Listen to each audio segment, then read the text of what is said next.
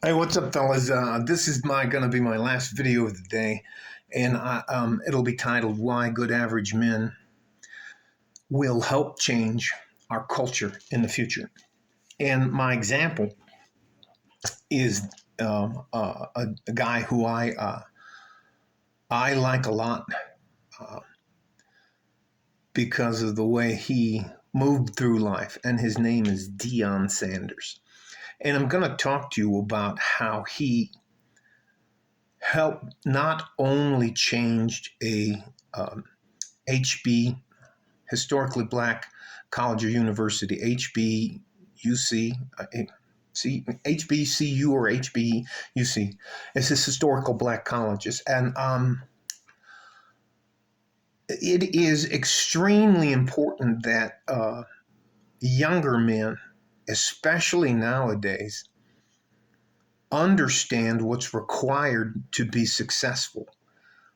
There are people who are constantly lying to younger men about what's required to be successful. And we need to start pointing our younger men towards things that actually work and are helpful. I have no idea what anybody on planet Earth would do with a gender studies degree. I have no idea what an effeminate man, how he's going to deal with violence. And I guarantee you, statistically speaking, all of us as men are at least going to have 4 violent encounters in our life. And you have to be ready for them. Anyways, back to the point. Um, Deion Sanders was a very confident man. I think he still holds the record for the fastest 40 time. I think it's 4.19 seconds is, I believe, is his fast. He's the fastest. And anyways, and the other thing is sometimes people mistake, some people who are very insecure get very offended by confident people who know what they're going to do. So anyways, Deion Sanders became the coach at a historically black college and university called Jackson State University, JSU. And that place, I've my ex-wife and I used to watch a lot of the football games, especially for the halftime. I don't know if you've ever seen an historical black college like Grambling or Southern University. Anyways, I won't belabor the subject, but it's an absolute great time, and they're fantastic, good people, just like everybody else on planet Earth. It's fantastic, and the food, the tailgating. Come on, man, come on now, come on. All right, let me stop. But what he did is he came to this place, and it was a mess. And I'll tell you this. Deion Sanders' 3 sons are enrolled in that college, the university, Jackson State University, excuse me. So he put his money where his mouth is. On top of that, he brought discipline, respect, accountability, goals, standards, and to be honest with you, God. And I don't see how any of those things are bad things. And he is demanding. He makes sure that the guys do what they're supposed to do, that they're not late. He doesn't tolerate any BS. Um, he's difficult. But I think one of the greatest things that I think he's done this to the point to where people are going like, wow, he's not just a pretty face. Anyways, and am I holding him up on a pedestal? I'm sure he has imperfections like the rest of us. But the other thing is, just because men in general have good and bad things about them doesn't mean that we have to focus on the bad. And to invest in younger men isn't going to do nothing but help us in our future together.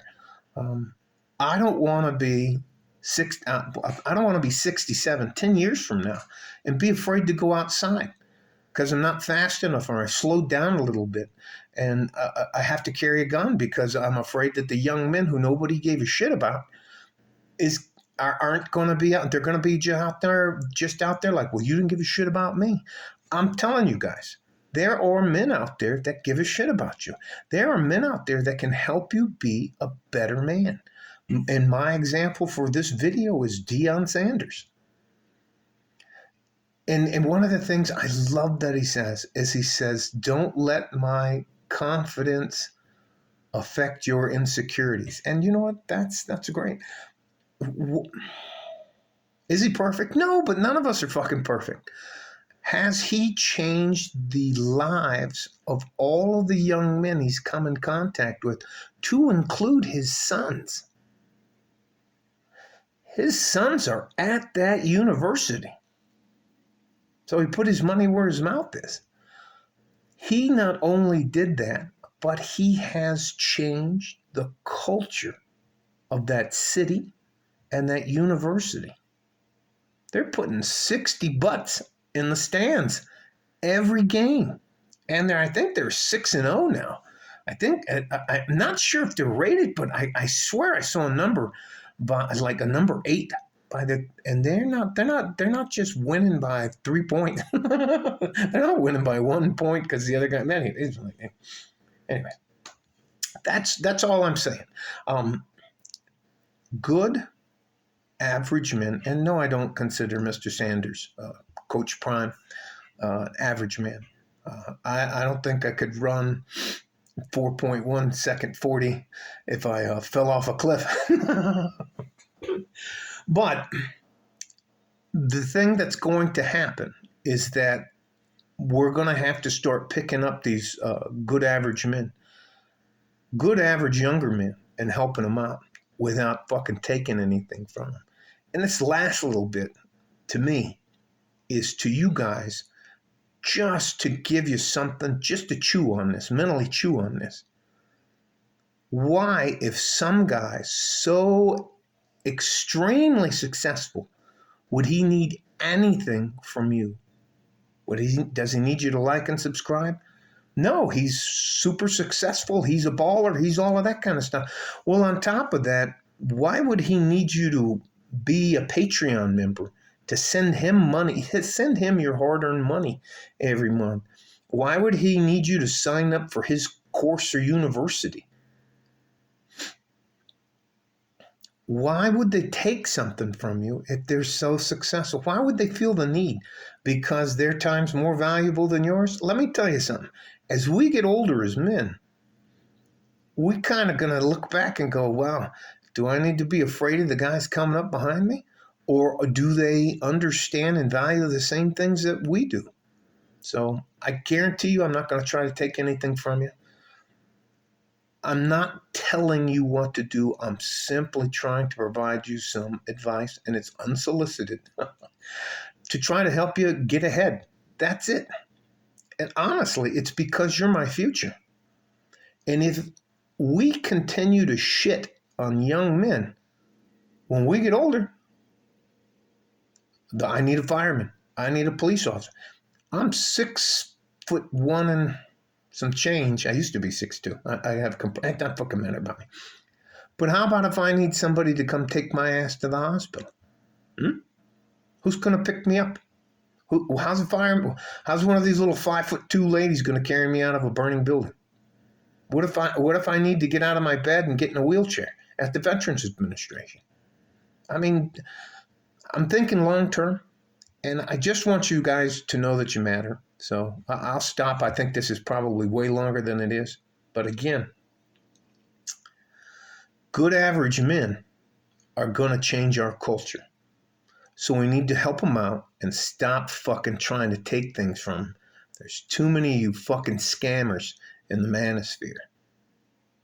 Do you guys stay safe and healthy? Take care of each other if you can. If you can't, take care of yourself. You owe it to yourself. You need to be selfish with your time, energy, and efforts. Like a fart in a G-string from West Texas, El Paso, I'm out of here. Bye bye.